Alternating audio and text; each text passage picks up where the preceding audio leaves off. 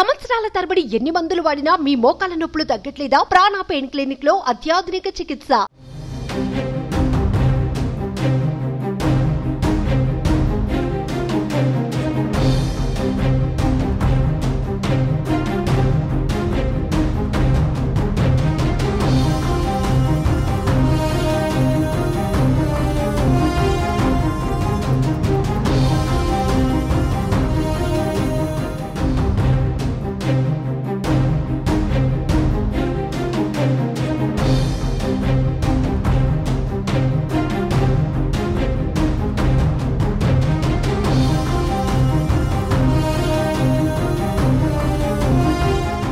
ఎన్నికల్లో ఇచ్చిన ప్రధాన హామీలలో ఒకటైన రైతు భరోసా పథకం అమలుకు కాంగ్రెస్ ప్రభుత్వం సన్నాహాలు చేస్తుంది.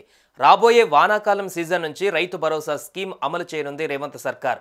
ఈ విషయాన్ని వ్యవసాయ శాఖ మంత్రి తుమ్మల నాగేశ్వరరావు తెలిపారు.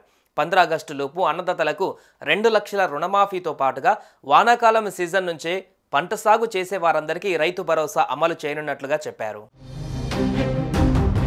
రైతు భరోసా కింద ఇస్తానన్న పెట్టుబడి సాయాన్ని ఈ వానాకాలం సీజన్ నుంచే రైతుల ఖాతాలలో జమ చేయనుంది రేవంత్ సర్కార్. ఈ క్రమంలో పంటలు సాగు ప్రారంభమయ్యే జూలై నెలలో ఎకరానికి 7,500 చొప్పున పెట్టుబడి సాయం కింద రైతులకు అందించనున్నారు. అలాగే రైతుల నుండి అఫిడవిట్ తీసుకుంటేనే కౌలు రైతులకు భరోసా సహాయం అందుతుందని పేర్కొన్నారు. పంట చేసుకున్న వారికే ఈ పథకాన్ని అమలు చేస్తామన్నారు మంత్రి తుమ్మల. జూన్లో ఎన్నికల కోడ్ ముగియగానే ఆల్ పార్టీ మీటింగ్ ఏర్పాటు చేసి ప్రతిపక్షాలతో పాటు రైతులు, రైతు సంఘాల అభిప్రాయాలు తీసుకుంటామన్నారు. అసెంబ్లీలోనూ ఈ అంశంపై చర్చిస్తామన్నారు. ఆగస్టు 15 లోపు 2 లక్షల రుణమాఫీ చేయనున్నారు. రైతు భరోసా పథకంలో భాగంగా పంట సాగు చేసిన వారందరికీ రైతు భరోసా అందుతుంది. కౌలుదారులు సాగు చేస్తే వారికే నిధులిస్తారు.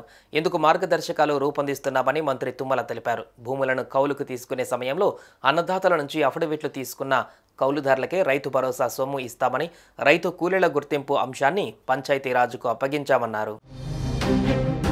గత ప్రభుత్వం 6 ఏళ్లలో రైతు బంధు కింద 80,450 కోట్లు ఖర్చు చేసిందని, అందులో 25,000 కోట్లు పంట వేయని వారికి అందిందన్నారు తుమ్మల. రైతు భరోసా కేవలం 5 ఎకరాలలోపు వారికే ఇవ్వాలన్న సూచనలు వస్తున్నాయన్నారు. రైతు బంధు ఇప్పటికే కొనసాగుతున్న పథకం కాబట్టి యథాతథంగా అమలు చేశామన్నారు. కానీ రైతు భరోసాలో మార్పులు చేస్తామన్నారు. ఎన్ని రకాల వారికి వర్తింపజేయాలనే దానిపైన మంత్రి మండలి నిర్ణయిస్తుందన్నారు.